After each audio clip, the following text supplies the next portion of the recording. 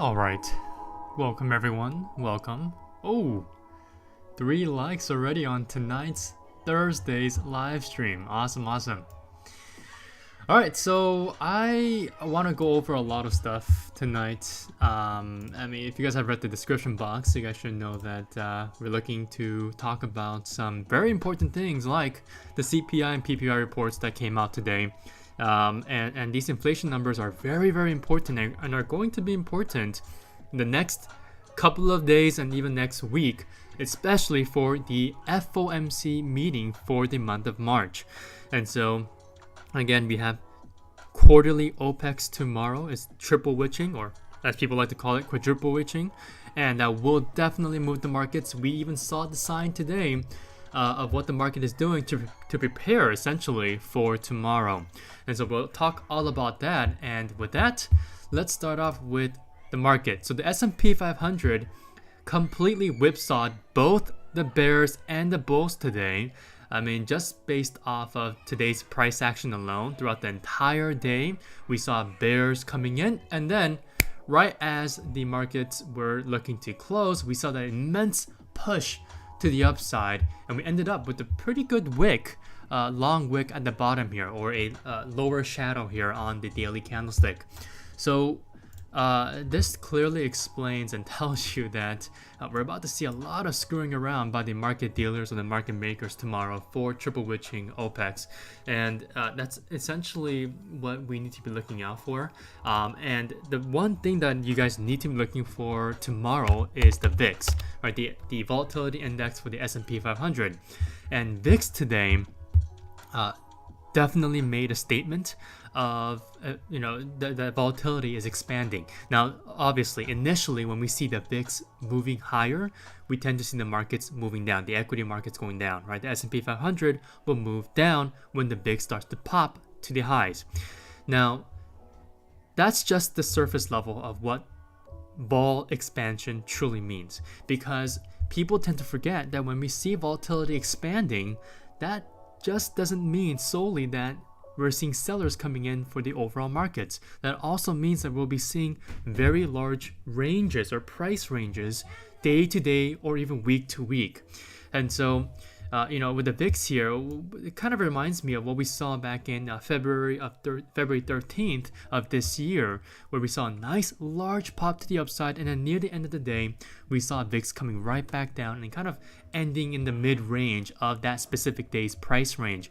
And we have a very smaller version of this today, and if we're going to basically see a continuation of what we saw back in February 13th through February 14th, we should be seeing another red day in the VIX as VIX gets compressed yet again, even if we have triple witching OPEX for tomorrow.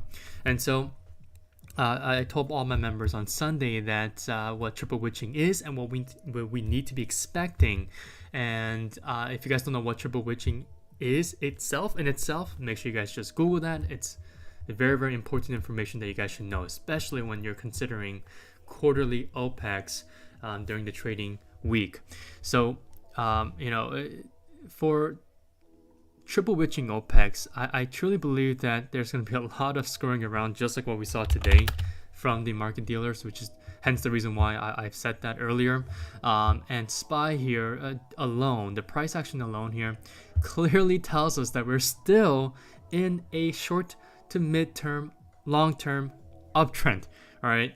So for all those 3 different perspectives, we're still in an uptrend. Why? Well, because we still closed over the daily 10 and the daily 21 SMAs. So once we're able to see a break below the daily 10 and the daily 21 SMAs here, right? My red line is my 10, my light blue line is my 21. We should see an official break to the downside. Now,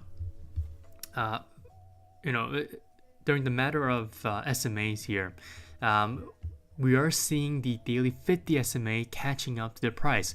Now, what does that mean when I say the daily 50 SMA catches up to their price, right? So we're dealing with a very long-term SMA, right? The daily 50 and the daily 200 are my long-term SMAs. Those are from my longer-term perspectives, and they tend to matter a lot more on the higher time frames like the daily, but much more on the weekly and the monthly. But on the daily time frame, the 50 SMA holds a lot of significance whenever I see that the daily 50 SMA is catching up to the price, because that means that whatever trend is currently in place, which is an uptrend, is slowing down. The momentum for this uptrend is slowing down because, again, what did we see during October's lows? We saw the price actively trying to move away from the daily 50 SMA as it retook the daily 50 SMA in early November. And so if the opposite is happening, where the daily 50 SMA is now starting to catch up to the price, and as the price continues to move sideways, tightly sideways, where the daily price ranges continuously gets smaller and smaller and smaller, where it's starting to get noticeable on the weekly time frame, that signifies that the overall uptrend momentum is dying down. And so for all my Elliott wave friends out there, maybe you might see a triangle, a corrective triangle, or a corrective zigzag. But that's something that that needs to be taught there for Elliott waves, if you guys don't know what that is. But for me, I don't really know too much about Elliott wave theory, but I do know about the motive wave, the corrective wave, and these different phases. But that's kind of all I know. But that's essentially what we could be seeing for the next couple of weeks and into the first month of quarter 2. And so again, if any of my Elliott wave friends are out there looking at this, please let me know what you guys think as we're nearing this potential market top for a potential textbook correction that I've been harping for the last couple of weeks, and obviously back in February as well. So as the S&P 500 continues to really trudge up higher, slowly trudge up higher, we're starting to see more and more large red volume bars. And this is something that you guys should take into consideration, especially the last couple of trading days here. We've seen, starting from here, 1, 2, 3, 4, 5 red volume bars, and today we saw the biggest pop in the last couple of days in selling. And so all the signs are starting to pile on top of each other, right? I mean, with all the other signs like the bond yields or VIX popping to the upside, or the plenty of other indicators and indications that I've told my private members in the CFO Swing Watch newsletter are starting to finally pile on top of each other, and it's kind of starting to become a cohesive argument to really look for a pullback, a textbook pullback in the next couple of weeks. So hey, thank you guys for 4 likes. Welcome in, welcome guys. So for the people who are just joining in, make sure you guys watch the beginning of this live stream. I've been talking about some very, very critical information that you guys should know for the next trading days and few weeks.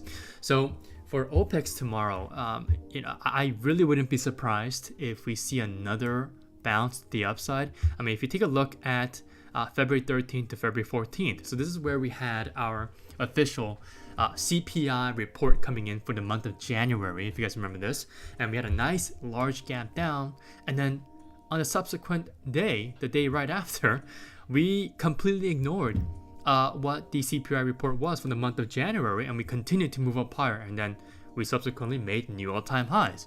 And so if this same type of price action occurs based on the volatility index that we just took a look at, I can see another green move to the upside and possibly another retest of the previous all-time high made last Friday at 518.22, and then maybe even tap 520, this whole number psychological level that we could potentially be aiming for tomorrow. So again, there are a lot of reasons to really think that this could possibly happen, not just the VIX, but if we take a look at the overall magnificent seven names, so like the mega cap stocks like Google, right? So Google has been bought up immensely from its daily 200 SMA tap, and that was only last week, right? And so, with this type of large move to the upside and relative strength that we're seeing in the overall mega cap stocks like Google today and even Microsoft seeing new all-time highs today, I believe, if I'm not mistaken. Yes, so Microsoft had made new all-time highs today during when the entire overall market, the S&P 500 and NASDAQ, which are, the markets that these names are involved in, right?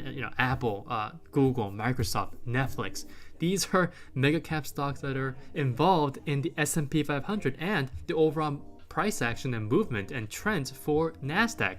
But while these magnificent 7 stocks were shooting straight to the upside, we've seen the overall markets tanking to the downside today. So there's a lot of screwing around today that I am going to expect to continue into tomorrow's quarterly or triple witching OPEX. So that's something that you guys should really consider and watch out for. And these are the, again, small indications that, the market makers and the market dealers are going to continue to pile on more reasons to be taking profit up here and start to really look for ways to preserve your gains or capital. So capital preservation is the name of the game here now. And that's something that I've been drilling into my members for the past couple of days. And even today alone, I tried to make sure that people understand that it might be time to kind of pull back on some long positions and really look out for just preserving your capital and not doing anything until the right time comes to be active again, to be in a risk-on environment. So there's obviously ways to be hedged or even to be profiting off of a potential move to the downside, which is what we did today. And we have had hedges for quite some time. And if you guys want to know what those hedges are, make sure you guys become a member of the CFO Swing Watch newsletter so that you guys can gain access to the private CFO Discord. If you guys are interested in that, please DM me on Instagram and I'll have a big surprise waiting for you. So, back to the topic at hand here.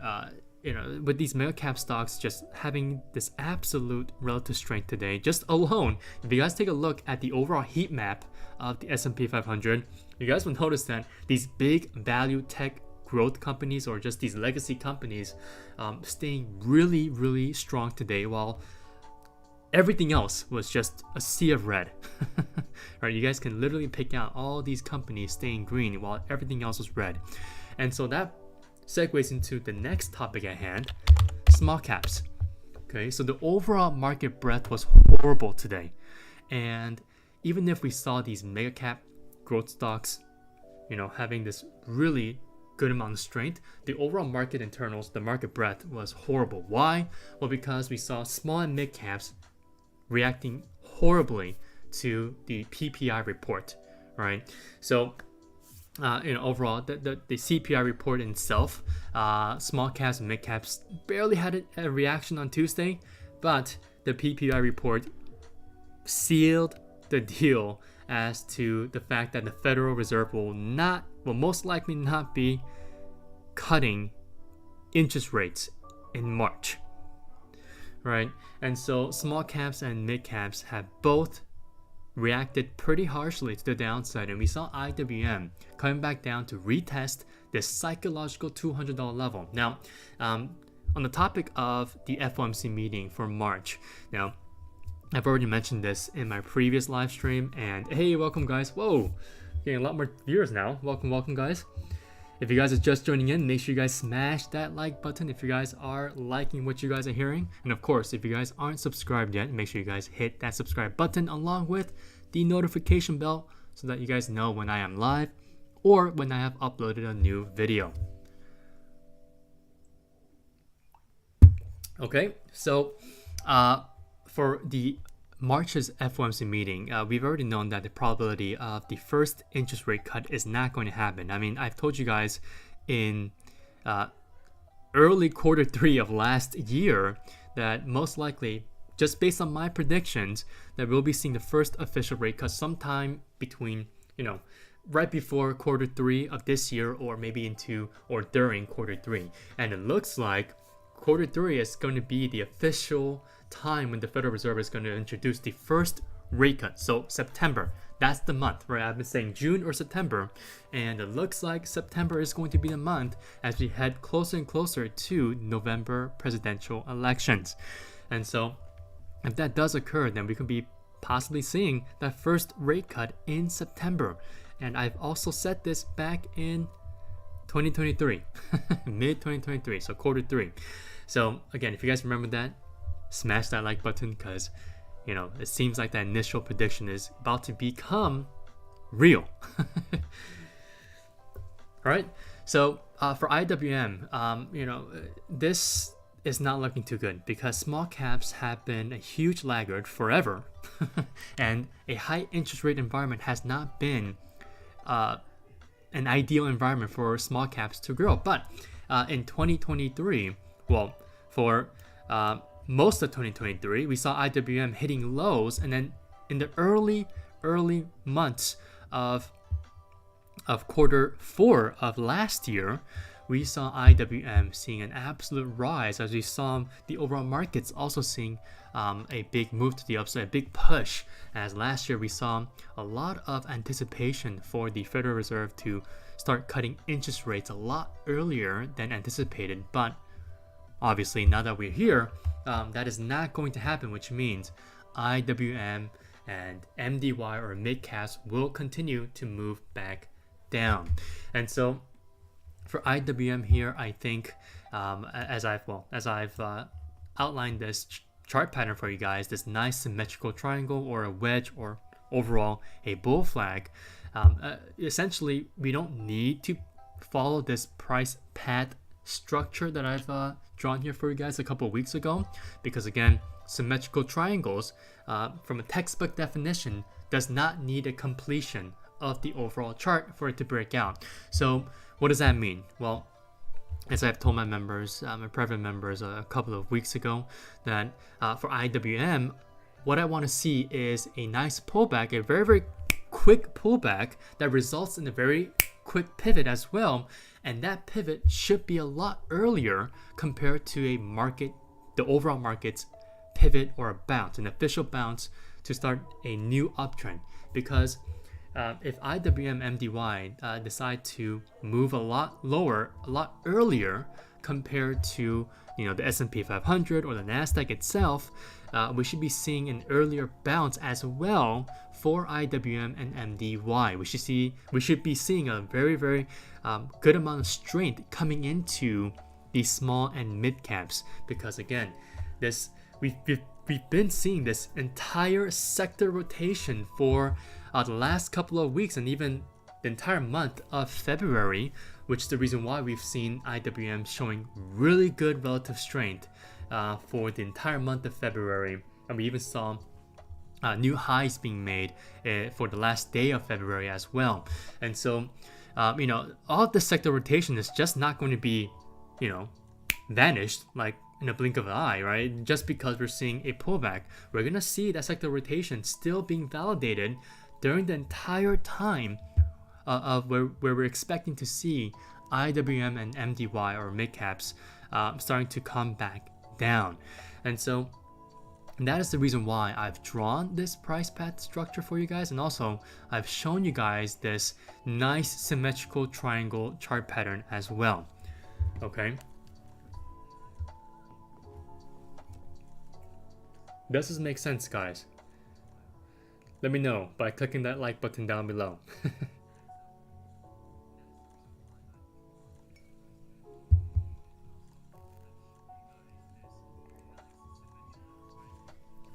Okay, so for small caps and mid caps alike, people tend to conflate that these two different ideas that well, not two different ideas, but the fact that small caps and mid caps will always be lagging now, right? Because of the fact that we're now seeing small caps moving to the downside, and yields are starting to going back up. The bond yields and interest rates are still very much high, too much.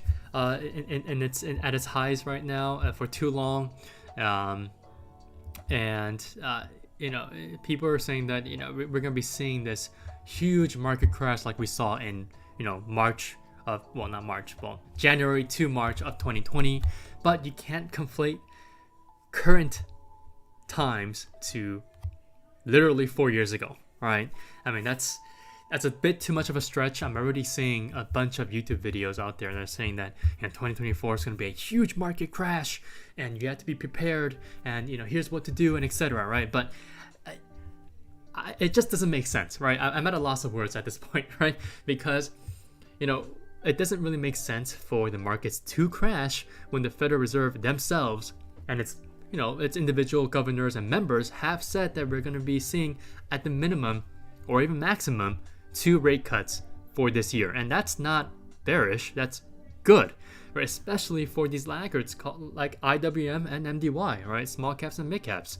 It's just that in the short to mid term right now, we're just seeing that that news kind of being absorbed in, right? The news is being absorbed in that the Federal Reserve is not going to be giving us a first rate cut for the month of March and for the other following FOMC meetings in the future.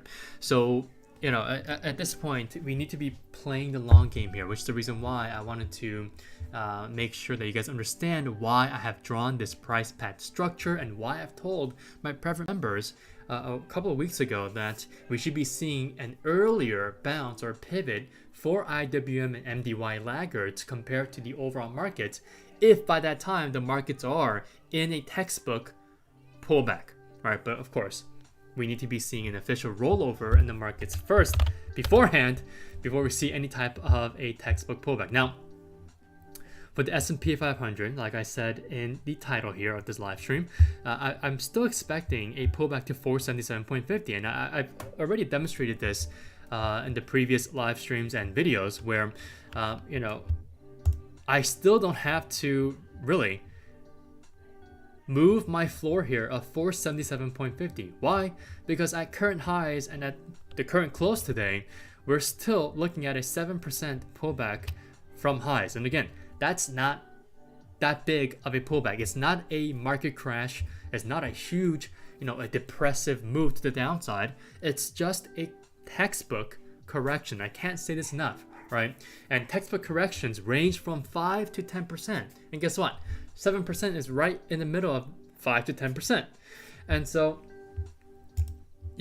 people tend to say that we should be expecting a market crash, but again, that's not true. That is absolutely not true. And all those videos that you guys are going to be seeing for the next couple of days, especially after the FOMC meeting for March, just ignore it, right? Ignore it, because based on the data, based on the overall market price action, we shouldn't be seeing a market crash. And this alone, a 7% pullback from current highs, is not a market correction. It's not a market crash, right? It's just a simple textbook correction, right, of 5 to 10%.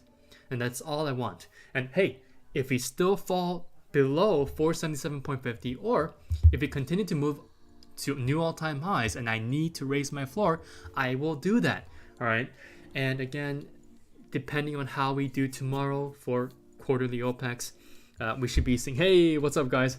Welcome guys. So if you guys are just joining in now, make sure you guys watch the recording. I say a lot of important information that you guys should know for tomorrow and for the few next weeks, okay, or at the very least the end of the month. So for the S&P 500 here, no matter what happens tomorrow, whether we make a new all-time high or we start this new downtrend where we start this nice rollover to the downside, just expect at the very least a 7% move to the downside at these current highs, right? And again, 5 to 10% is a textbook pullback. That's all I have to say, right? I will end it with that for the overall market pullback, or the future imminent pullback is what I should say, right? And I've showed you guys all the signs. I've told all my private members every single thing that I'm looking at to see if we are truly about to see an imminent textbook pullback. And if you guys want to know what that is, make sure you guys become readers of the CFO Single Watch newsletter, which will also give you guys access to the private CFO Discord. All you guys have to do is DM me and let me know if you guys want in on that. So that basically, concludes what I want to say about, quarterly OPEX tomorrow, or triple witching OPEX tomorrow, and how the market has definitely just reacted to the overall inflation reports this week. And again, basically it says, the market basically said it doesn't care. It does not care what the inflation data is. It's only going to care about what the Federal Reserve is going to do. And so if you guys remember, back in late 2022, I've told you guys that the overall markets were beginning to become less sensitive to overall economic data and the overall actions made by the Federal Reserve. Well, this time I'm going to tell you guys the complete opposite. So the market is going to become more sensitive now. It's going to become overly sensitive very, very soon to the incoming economic data and what the Federal Reserve is going to do, the actions of the Federal Reserve, right? And it's that time now, guys. It's that time when the markets are becoming sensitive to the actions of the Federal Reserve and the incoming economic data. So it's the complete opposite of what I told you guys at the end of 2022. And guess what? In 2023, we just continued to have a really good year, all the way up into the end of 2023 and into, obviously, 2024. And so I think baseline, all right, or bottom line here is what I should say. Bottom line, the markets will definitely start to roll over once it becomes overly sensitive to the entire actions and words said and uttered by the Federal Reserve and its members, not just Jerome Powell alone. And on top of that, the incoming economic reports. Okay? And so far, we're only seeing the market basically telling every single economic data, like the very important inflation numbers and data, that it doesn't care about what the reports are saying. It's only going to really be focusing on the actions made by the Federal Reserve. So for the next couple of weeks and into the end of this month, make sure you guys remember this. I'm giving you guys a warning right now. Like I said earlier at the beginning of this live stream, capital preservation is the name of the game. The risk-off environment is slowly creeping up on us. So right now, if you guys are trying to buy into breakouts or potential breakout chart patterns, you guys should not be doing that, right?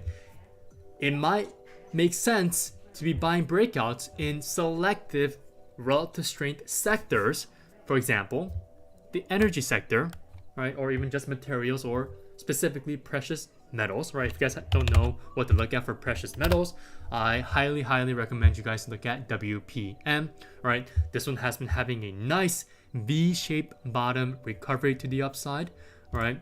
And basically stuff like this, all right? Sectors that have shown individual strength and have shown a bunch of recent inflow coming in for the last couple of weeks. So overall, I would say that if you guys don't want to trade a potential move to the downside, then don't, right? Do not force a trade, especially do not force a breakout in popular liquid names like mega cap stocks, right? You do not want to be caught with your pants down, basically, trying to long, mega cap stocks, for example, like today, just because, stocks like Microsoft, Google, or even Apple, or Netflix, they've all showed so much strength. Just because you've seen that just does not mean that you guys should be buying right now at these current highs and try to hold for the long term. You guys will be burned, all right? And every single indicator that I've been looking at, not technical indicators, but specific different data and things and charts that you guys can look at for yourself, are telling us that we need to be wary of a potential risk-off environment. All right. Okay, so that is it for tonight, guys. Hopefully, this entire 30 plus minute live stream was very, very insightful, and hopefully it will be very helpful in the next couple of trading days, especially tomorrow and into the end of the month. Okay, and of course, if you guys really liked everything that I've talked about tonight, make sure you guys smash that like button down below. And if you guys aren't subscribed yet, make sure you guys hit that subscribe button as well, along with the notification bell that also pops up after you guys click that subscribe button. Okay, all right, so that is it for this week for the live streams. I will see you guys next week on Tuesday at the same time, 8 p.m. Pacific Standard Time or 11 p.m. Eastern Standard Time. Thank you guys so much for watching. Good luck tomorrow and have a great rest of your night.